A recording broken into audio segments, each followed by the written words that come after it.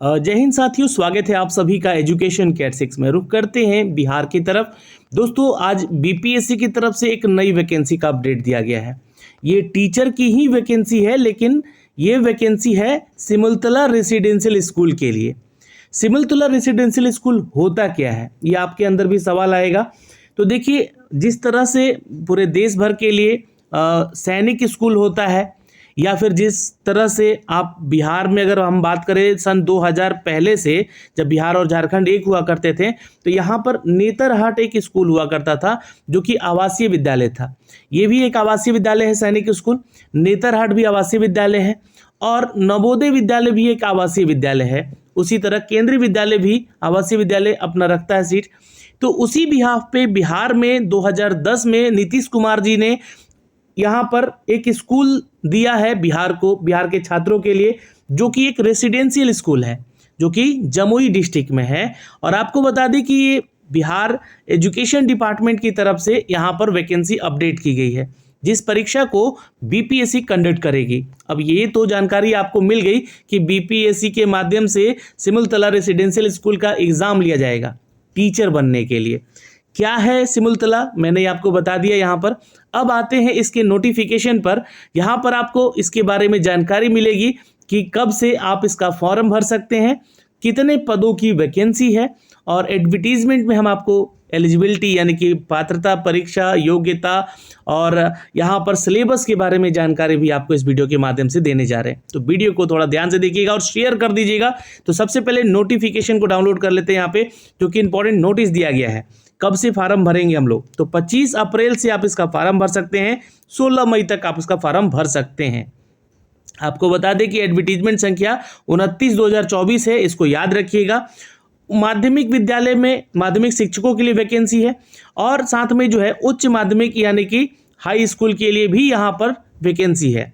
तो अगर माध्यमिक की बात करें तो 41, उच्च माध्यमिक की बात करें तो 21 पदों की वैकेंसी है। टोटल बात करें तो 62 पोस्ट है यहाँ पे वैकेंसी के, जिसके लिए आप छात्र यहाँ पे आवेदन करेंगे। इसकी जानकारी आपको बीपीएससी के ऑफिशियल वेबसाइट पे दी गई है। अब आते हैं दोस्तों इसके संपूर्ण विश्लेषण पे, यानी कि एडवर्टीजमेंट का नोटिफिकेशन हम लोग यहाँ से डाउनलोड कर लेते हैं। आप लोगों को मैं ये नोटिफिकेशन टेलीग्राम पे शेयर किया हूँ, तो टेलीग्राम से जाके इसको डाउनलोड भी कर सकते हैं। तो टोटल यहाँ पर दोस्तों देखेंगे हम लोग, सबसे पहले तो माध्यमिक शिक्षक के लिए वैकेंसी है 41, कोटिवार आप लोग देख सकते हैं, कैटेगरी वाइज। जनरल में 11 सीटें हैं, आर्थिक रूप से कमजोर 4 सीटें हैं, अनुसूचित जाति के लिए 8, अनुसूचित जनजाति के लिए 1, अत्यंत पिछड़ा के लिए 10 और पिछड़ा वर्ग के लिए 7। टोटल 41 सीट है, जहां पे 14 सीट पे महिलाओं को आरक्षण दिया जाएगा। एक सीट रिजर्व रखा गया है उनके लिए, जो कि यहाँ पर फ्रीडम फाइटर से संबंधित हैं लोग, 1 सीट है उनके लिए। और यहाँ पे दिव्यांग कैटेगरी से भी छात्र हैं, जो कि इनके लिए 2 सीट रिजर्व है। अब आते हैं दोस्तों यहाँ पर वैकेंसीज के ऊपर। चूँकि यहाँ पे औपबंधिक है, ये घट बढ़ सकती है, यानी कि माध्यमिक में 41 और 21 है, उच्च माध्यमिक में ये बढ़ने की संभावनाएं ज़्यादा हैं, घटेंगी तो कम लेकिन बढ़ सकती हैं। अब सैलरी स्केल देखिएगा तो लेवल 9 का है। लेवल 9 का सैलरी स्केल यानी कि काफ़ी अच्छी सैलरी। देखिए, चूँकि यहाँ पे आपको रेसिडेंस तो मिलता है, यानी कि जो डीए होता है वो आपका नहीं बनता है, यहाँ पे आपको बनेगा आपका अलाउंस। अब ये अलाउंस आपको बिहार सरकार देती है, जो आपको भी मिलेगा। लेवल 9 का सैलरी स्केल यानी कि लगभग आप मान के चलिए कि 60-70 हज़ार की सैलरी तो आपकी कहीं नहीं जा रही है। बाकी इसके अपडेट आगे आएंगे तो हम आपको बताएंगे भी। देखिए, भारत का नागरिक होना जरूरी है, यानी कि ऑल इंडिया वैकेंसी है। केंद्र अथवा बिहार सरकार के द्वारा आयोजित कराए गए शिक्षक पात्रता परीक्षा में उत्तीर्ण होना पड़ेगा। जैसे कि अगर आप माध्यमिक के लिए अप्लाई करते हैं तो माध्यमिक में कौन सी पात्रता परीक्षा होती है, तो जैसा कि आप सभी जानते हैं, माध्य विद्यालय के लिए अगर देखें तो सीटेट पेपर 2 होता है, यानी 6 to 8 के लिए। वहीं पे अगर 9 to 10 की बात करेंगे तो स्टेट का एग्ज़ाम आपको क्लियर होना चाहिए, और 11-12 की बात करें तो स्टेट पेपर 2 आपका क्लियर होना चाहिए। ठीक है, तो यहाँ पर देखिएगा तो केंद्र अथवा बिहार सरकार के द्वारा आयोजित कराए गए शिक्षक पात्रता में उत्तीर्ण होने चाहिए। पहली चीज़, किसी मान्यता प्राप्त विश्वविद्यालय से कम 55% अंकों के साथ आपका स्नातक होना चाहिए, ये एक क्राइटेरिया है यहाँ के लिए। अनुसूचित जाति, जनजाति, पिछड़ा वर्ग, अत्यंत पिछड़ा वर्ग से या दिव्यांग कैटेगरी से आते हैं तो आपको 5% की छूट मिलेगी, यानी कि 50% भी है आपका ग्रेजुएशन में, तो आप अप्लाई करेंगे। अब देखिए एनसीटी के गाइडलाइन के अनुसार यहाँ पर आपको बता दें कि जो मान्यता प्राप्त शिक्षक प्रशिक्षण है, जो कि जैसे कि आपका बीएड हो गया अथवा अधिनियम लागू होने के बाद राष्ट्रीय अध्यापक शिक्षक परिषद द्वारा मान्यता प्राप्त प्रशिक्षण संस्थान से बीएड की डिग्री आपके पास होना चाहिए। तो बीएड हो, टीईटी एग्जाम हो और आपका ग्रेजुएशन हो, ये आपके लिए है।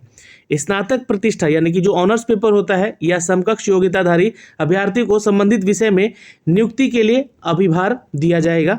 विद्यालय में स्थायी पद सृजन हेतु निर्गत संकल्प संख्या कंडिका ये वर्णित किए गए हैं। विषय में स्नातक सहित आलिम या शास्त्री का उपाधि आप लोग रखते हैं तो सक्षम जो योग्यता है उसके अंतर्गत उसको माना जाएगा, यानी कि जो उर्दू से भी करते हैं लोग यहाँ पे स्नातक, उनके बारे में। और मान्यता प्राप्त विद्यालय से +2 विद्यालय में 3 वर्षों का स्नातक शिक्षक के रूप में शैक्षणिक अनुभव यानी कि एक्सपीरियंस की बात की गई है। तो 3 साल का एटलीस्ट आपका एक्सपीरियंस है तो आप इधर आवेदन कर सकते हैं। बिहार राज्य के साथ अन्य राज्य एवं केंद्र सरकार द्वारा मान्यता प्राप्त +2 को सम्मिलित किया जाता है यहाँ पर।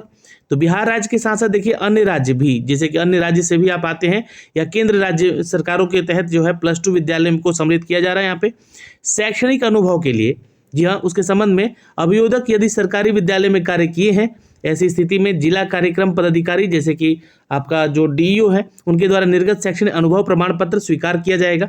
और गैर सरकारी विद्यालय में कर्मी होने की स्थिति में, जैसे कि अगर आप प्राइवेट स्कूल में कर्मी हैं तो उससे संबंधित विद्यालय के प्राचार्य या प्रधानाध्यापक या प्रिंसिपल के द्वारा अगर आपको जो एक्सपीरियंस सर्टिफिकेट दिया जाता है तो उसको भी स्वीकार किया जाएगा। तो ये एक अच्छी बात है। यहाँ पे बहुत सारे लोग जो है प्राइवेट स्कूल में पढ़ाते हैं तो उनको यहाँ पे वहाँ के जो प्रिंसिपल या आपके प्राचार्य या फिर जो प्रधानाध्यापक हैं उनके द्वारा अगर कहें तो आपको एक्सपीरियंस सर्टिफिकेट अगर लिख के मिल जाता है तो आपका ये काउंट किया जाएगा यहाँ पर। ठीक, चलिए, तो ये तो हो गया एक्सपीरियंस की बातें। यहाँ पर 3 साल का एक्सपीरियंस मांगा गया भाई, और ये आपको ध्यान में रखना होगा, मतलब कि पढ़ाई हुए होना चाहिए +2 विद्यालयों में। तब अब उच्च माध्यमिक में आते हैं, यानी कि 11-12 के लिए। देखिए ये मैंने 9-10 तक के लिए बताया है ना, जो माध्यमिक में जो भी छात्र यहाँ पे शिक्षक हैं उनके लिए था। लेकिन अब 11-12 में क्या है, तो 21 पोस्ट हैं। 21 पोस्ट आप कैटेगरी वाइज चेक जरूर कर लीजिएगा। यहाँ पे 6 सीट महिलाओं को रिजर्व है, जो कि स्वतंत्रता सेनानी के लिए यहाँ पे कोई सीट रिजर्व नहीं है। 1 सीट दिव्यांग कैटेगरी के छात्रों को है। यहाँ पे पे स्केल 11 का है। 11 यानी कि 80 से 90 हज़ार की सैलरी प्लस अलाउंस आपको मिलेगा बिहार सरकार का। भारत का नागरिक होना चाहिए। अच्छा, केंद्र अथवा बिहार सरकार के द्वारा आयोजित कराए गए शिक्षक पात्रता क्या होती है, टीईटी एग्जाम होता है। तो 11-12 के लिए आप एसटीईटी परीक्षा पास किए होंगे 2023 या 2019 वगैरह जो भी है। किसी मान्यता प्राप्त विश्वविद्यालय से 55% अंकों के साथ आपका स्नातकोत्तर होना चाहिए, यानी कि मास्टर्स की डिग्री होनी चाहिए आपके किसी भी डिसिप्लिन में। अगर आप SC ST OBC EBC से या दिव्यांग कैटेगरी से आते हैं तो आपको 5% का छूट यानी कि 50% है आपका स्नातकोत्तर में यानी मास्टर्स में, तो आप अप्लाई करेंगे। एनसीटी के गाइडलाइन के अनुसार बीएड की डिग्री होनी चाहिए। स्नातक प्रतिष्ठा यानी कि जो ऑनर्स पेपर है आपका वो जो कि देखिए आलिम शास्त्री इन सभी के लिए है, तो इसको समतुल्य माना जाएगा ग्रेजुएशन का आपका। ये बातें यहाँ पे लिखी गई है। मान्यता प्राप्त +2 विद्यालयों में 3 साल का स्नातकोत्तर शिक्षक के रूप में शैक्षणिक अनुभव चाहिए। स्नातकोत्तर यानी कि आपने मास्टर लेवल पे कहीं 3 साल जॉब किया है, जैसे कि आपने पीजी कर लिया है और उसके बिहाफ में 3 साल कहीं जॉब किए हैं, चाहे आप बिहार राज्य के लिए या केंद्र सरकार के तहत +2 विद्यालयों में जॉब किए हैं, तो उसको कैलकुलेट किया जाएगा, उसको स्वीकार किया जाएगा। या आप कहीं प्राइवेट स्कूल में पढ़ा रहे हैं तो आपके प्राचार्य प्रधानाध्यापक या प्रिंसिपल जो कह लें वहाँ पे वो आपको शैक्षणिक अनुभव प्रमाण पत्र देते हैं, यानी तो आपका एक्सपीरियंस बना के देते हैं, तो उसको समझा जाएगा, उसको यहाँ पे जो कि स्वीकार किया जाएगा, बशर्ते अभ्यर्थी के उक्त अवधि का बैंक के माध्यम से भुगतान का स्पष्ट साक्ष्य होना चाहिए। यानी कि जो आपको वहाँ पे सैलरी मिलती है जहाँ से आप एक्सपीरियंस लेंगे, तो ये ध्यान रखिएगा वहाँ से जो है आपको एक बैंक डिटेल भी लेना पड़ेगा कि आपको वहाँ से सैलरी मिल रही थी एक्सपीरियंस के तौर पे।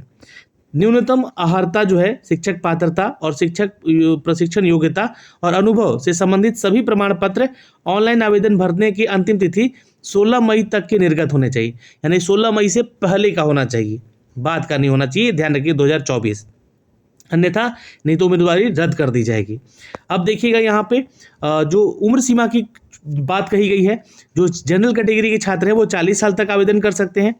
ओबीसी ईबीसी से है तो 43, अनुसूचित जाति जनजाति से तो 45, और अनारक्षित महिला जो जनरल महिला है वो 43 साल तक यहाँ पे आवेदन कर सकती हैं।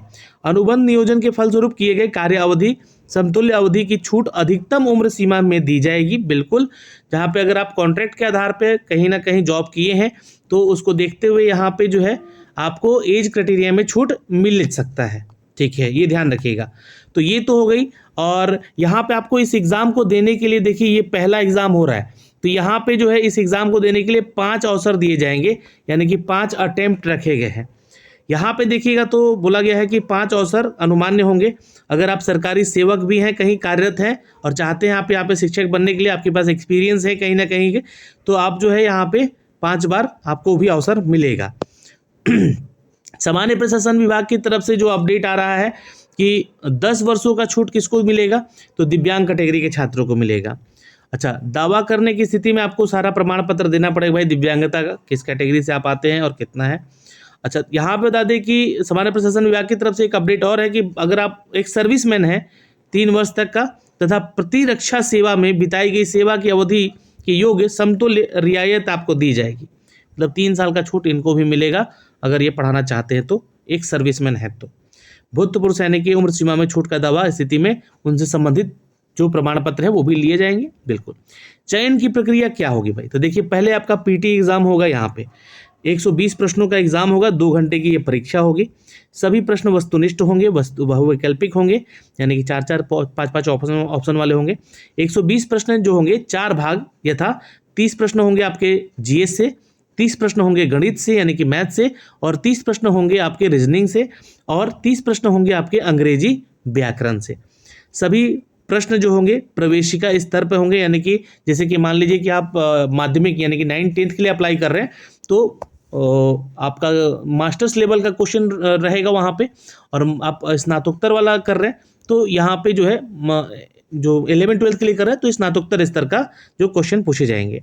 सभी भाग में न्यूनतम 10 अंक जो है प्राप्त करना आवश्यक है, यानी कि क्वालिफाइंग मार्क्स जो है यहाँ पे रखा गया है, 10 नंबर रखा गया है। प्रारंभिक परीक्षा के आधार पर मुख्य परीक्षा हेतु उम्मीदवार को चयन किया जाएगा। तो आपका जो है पीटी एग्जाम के आधार पर जो होगा सिलेक्शन होगा तो आपको मेंस के लिए भेजा जाएगा। मुख्य परीक्षा के लिए चुने जाने वाले उम्मीदवारों को, है ना, उम्मीदवारों को संख्या कुल संसूचित रिक्तियों का 10 गुना होगा। जैसे कि मान लीजिए कि टोटल 62 है तो यहाँ पर मेंस के लिए 620 लोगों को कैलकुलेट करके बुलाया जाएगा। ठीक है, कोटिवार कट ऑफ जारी किया जाएगा इसका, जो भी आपका होगा पीटी का, है ना। उसके बाद जो है सभी उम्मीदवारों को यहाँ पे चयन के लिए फिर मुख्य परीक्षा में भेजा जाएगा। तो ये तो प्रोसेस हो गया, ये तो सभी एग्जाम में होता है ऐसा ही, है ना। अब यहाँ पे जो देखिएगा मुख्य परीक्षा जो होगा, मुख्य परीक्षा 2 पालियों में संपन्न कराया जाएगा। 2 पालियों में एक पाली के अंतर्गत सामान्य अध्ययन यानी कि जीएस पेपर 1 होगा आपका, और दूसरी पाली में जो विद्यालय में स्वीकृत पद के विषय से संबंधित प्रश्न पूछे जाएंगे। तो मान के चलिएगा कि आपसे जो होगा विद्यालय में स्वीकृत पद होगा, जो भी मतलब आप जिस पोस्ट के लिए जाएंगे उससे संबंधित प्रश्न पूछे जाएंगे। तो इसके लिए मैं आपको बुक रिकमेंड करूंगा आगे चलकर, है ना, बताऊंगा भी कौन कौन सा बुक आपको पढ़ना चाहिए। यहाँ पे देखिएगा उच्च माध्यमिक शिक्षक के लिए निम्नलिखित विषय के शिक्षक होंगे। आप बनेंगे भौतिकी यानी कि फिजिक्स, केमिस्ट्री, मैथ, वनस्पति विज्ञान, जंतु विज्ञान, इतिहास, राजनीति विज्ञान, भूगोल, अर्थशास्त्र, समाजशास्त्र, मनोविज्ञान, दर्शन शास्त्र, गृह विज्ञान, computer science, account, business study और एंटरप्रेन्योरशिप के लिए आप जो है उच्च माध्यमिक में यानी कि 11th-12th में आप बनेंगे शिक्षक। माध्यमिक में जो है अंग्रेजी, हिंदी, संस्कृत, भौतिकी, गणित, रसायन, जीव विज्ञान, इतिहास, भूगोल, राजनीति शास्त्र, आर्ट क्राफ्ट, कंप्यूटर और संगीत और नृत्य शिक्षक और नृत्य और शारीरिक शिक्षक के लिए यहाँ पे आप शिक्षक बनेंगे। तो ये तो हो गई बात यहाँ पे। लेकिन एक पाली के अंतर्गत आयोजित परीक्षा में 30% जो है प्रश्न लघु उत्तरीय होंगे और 70% जो होंगे दीर्घ उत्तरीय होंगे। तो ये मुख्य परीक्षा का है। पहली पाली में 30 प्रश्न होगा, छोटा छोटा आंसर करना होगा।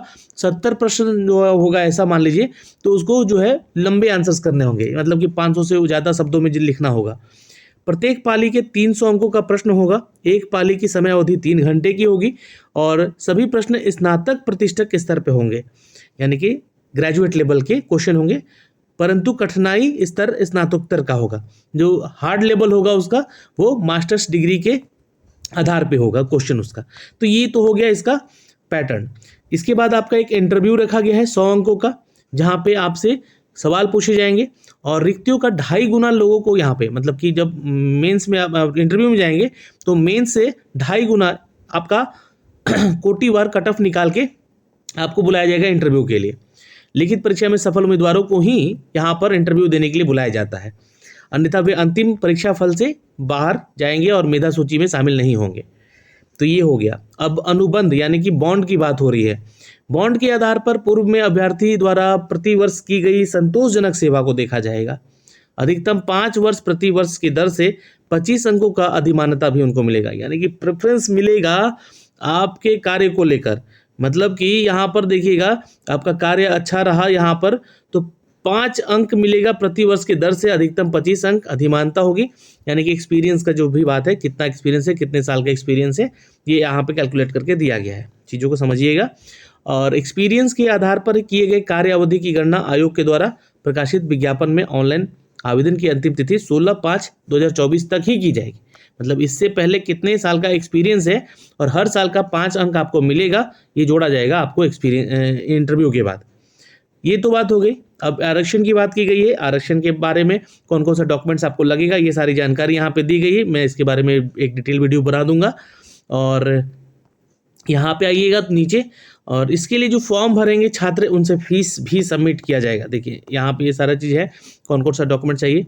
फीस यहाँ पे आपसे लिया जाएगा 600 रुपये। 200 रुपये आपका एक्स्ट्रा लगेगा जब आप आधार कार्ड नहीं देंगे तो। फिर फॉर्म भर के बताऊंगा ये क्या क्या चीज़ें हैं, कितने कितने लगेंगे।